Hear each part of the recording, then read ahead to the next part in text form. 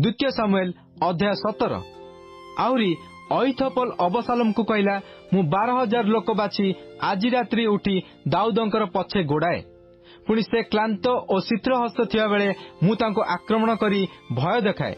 तहिरे तांकर समस्त संगी लोक पळाइबे। पुणी मु केवल राजा को आघात करिबी। आउ मु समस्त लोकंकु तुम्भ कतिकी फेराई आनिबी। जाहाकू तुमे खोजुछ सेई मनुष्य समस्तंक फेरी आसिवा तुल्य। तहिरे समस्त लोक शांति रे रहिबे। सेतबेले एही कथा अबशालोम रो ओ इस्राएलीय समस्त प्राचीन वर्गर दृष्टि रे पसंद हैला। तेबे अबशालोम कहला, अर्किय हुशय को मध्य डाक, आउ से कौन कहे ताहा मध्य सुनिबा। तहु हुशय अबशालोम निकट को आसंते अबशालोम ताहाकू कहला, अहीतोपेल एपरी एपरी कहूअछि, आम्भे ताहा कथानुसारे करिबा कि? जेबे न करिबा तेबे तुमे कुह। तहिरे हुशय अबशालोम को कहला, अहीतोपेल जो मंत्रणा देइअछि ताहा भल नुहे। हुशय आउरी कहला, आपण आपण पितांकु ओ तांको लोकमानकु जानंती। सेमाने तो वीर ओ क्षेत्र रे छुआहरा भल्लुकी परी सेमाने उग्र होइथिबे। आ आपणक पिता योद्धा ओ से रात्रि लोकमानक संगरे रहिबे नाही। देखंतु से एबे कोनोसी गर्तरे कि अन्य कोनोसी स्थान रे लुचि करी अछंती। आ प्रथमे एमानक मध्यरु केतक पतित हेले बोली केही सुनिले कहइबो जे अबशालोम रो अनुगामी लोकमानक मध्यरे संघार हेउअछि। ताहेले जे विक्रमशाली रो हृदय सिंहर हृदय तुल्य से मध्य नितांत तरली जीव। कारण आपणक पिता जे वीर ओ तांको संगी माने जे विक्रमशाली लोक यह समुदाय इस्राएल जानती।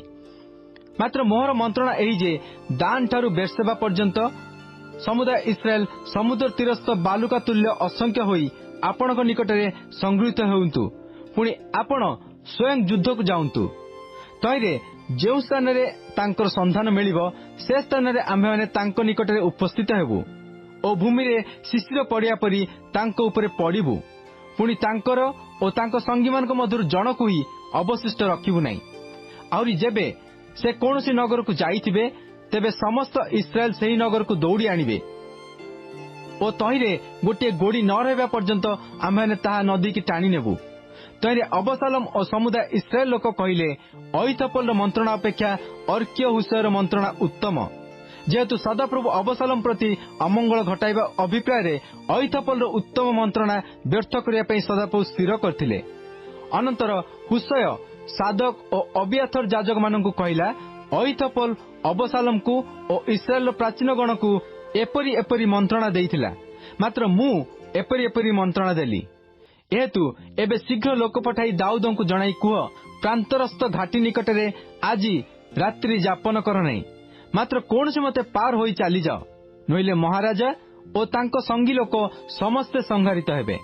से समय जोनाथन ओ अहीमास ऐन रोगेल रे रहिथिले।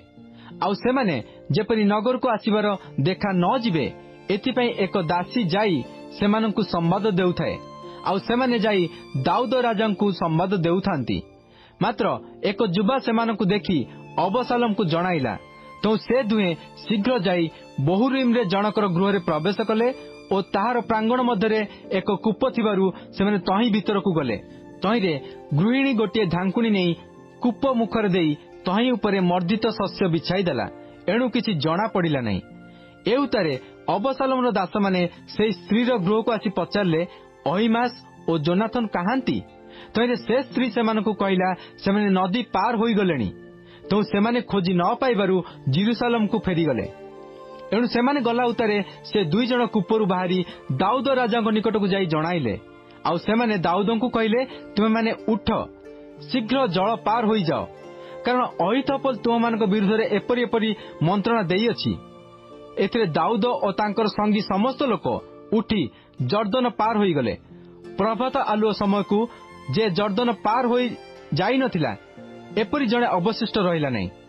एउतारे अहीतोपेल आपणा मंत्रणा अनुसार कर्म करा न जिबार देखी आपणा गर्दभ सजाई उठी निज गृह और निज नगर को गला और आपणा गृह विषय सजाड़ी आपणा को फांसी देला। ए रूपे से मला। पुणी आपणा पितार कबर रे कबर पाइला। एथि मध्यरे दाऊद महनईम रे उपस्थित हेले। पुणी अबशालोम और तार संगी समस्त इस्राएल लोक जर्दन पार हेले।